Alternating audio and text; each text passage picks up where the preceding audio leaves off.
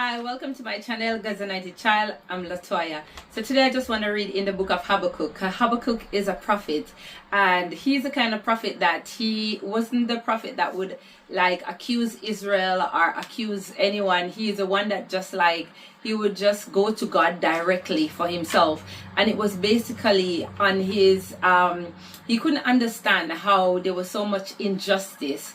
And before I say any more, just let me read and then I'll elaborate. So I'm going to read Habakkuk 1, and I'm going to start from verse 2 onwards till when God answered him. So he said, "How long, Lord, must I call for help? But you do not listen or cry out to you. Violence, but you do not save.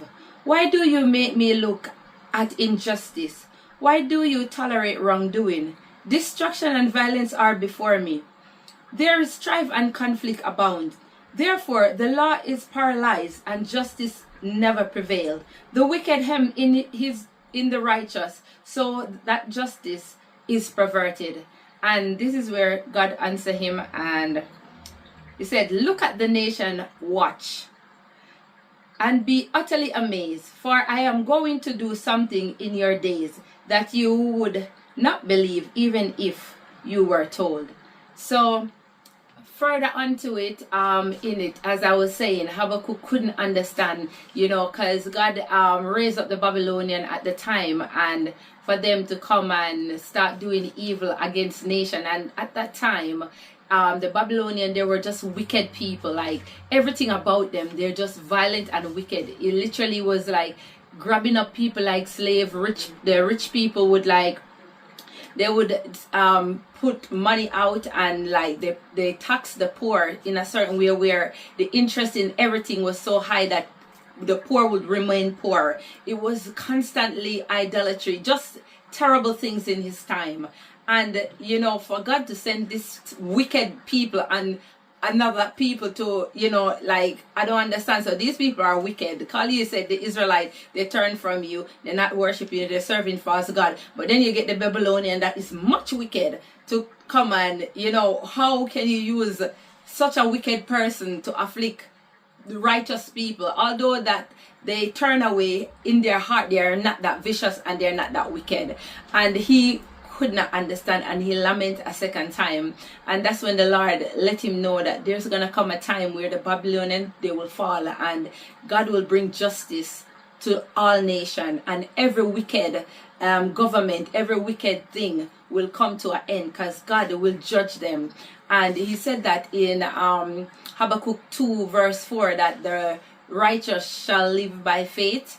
And that's with us now, because there's a lot of people cannot believe in a God that is loving, a God that is kind, and watching so much things that is happening, like literally tragedy all over the world, all over. You see the fight in the I don't even want to call the names, but you see all the wars, you see the earthquakes, you see all the things that is going on. Innocent people are dying, and God is saying, his word will not come back void. Literally, like the wicked will not prevail. They will they will meet their expected end.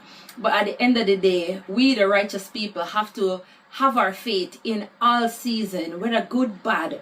And God is in control. God is watching all things. He see all things. That's what it shows, where you have to trust God even when the timing is not what you want. Like you want God to move now. A lot of us want Jesus Christ to come now. We want the trumpet to sound so all this wicked thing can end. But at the same time, God sees the heart of man, and he knows that a lot of people are in sin and they're not saved yet, and he still wants them. He see the wicked thing that they're doing. You see your employers, you see the friends around you, you see all the people that are hurting you. But he's saying, you know what, trust God. Remain stand fast in your faith towards him. Believe in God and do righteous things. Do right. Don't do evil, because wicked people, there's no life for them after this. They're not going to heaven. They're going to a devil's hell. And if you could see the Babylonian, they already make themselves their own God. They don't have a God. And you could see that they're okay with such a life. They're okay with going to where they're going, and it takes nothing for them to destroy a nation, to enslave people, to do all manner of evil. But if you are righteous and you're holy, trust that God see and God will repay them, and that you that is coming to the faith, do not use those things as a hindrance that you don't trust God, that you don't believe him. And it also shows that when Habakkuk cry out and lament, he you know, that relationship between him and God revealed things to him, and talk to him, he get God attention. So sometimes instead of we just talking and just say, oh, if he was a good God, no, have a relationship with him. Actually speak to him, ask him question, and let him reveal himself to you. And I know for sure that he will, because he's the same God yesterday, today, and forevermore. He's not the God that is just there for Habakkuk at that time. He is the same God here and now. So do not just sit around and just point finger at God. Try have a relationship with him. Try build and ask question.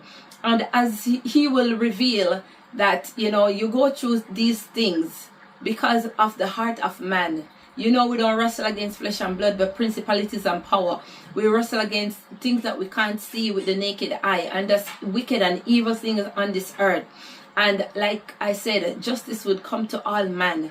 Every single person that is here on earth has to meet judgment. They have to see Jesus Christ, have to kneel before the King at some point or the other. So do not, lose hope, lose faith because of what's going around you, who did something to you, what your friends did to you. Because I know I was once like that, couldn't understand why God would allow family members to hurt me, and best friend that called me best friend to stay in my house and do evil to me.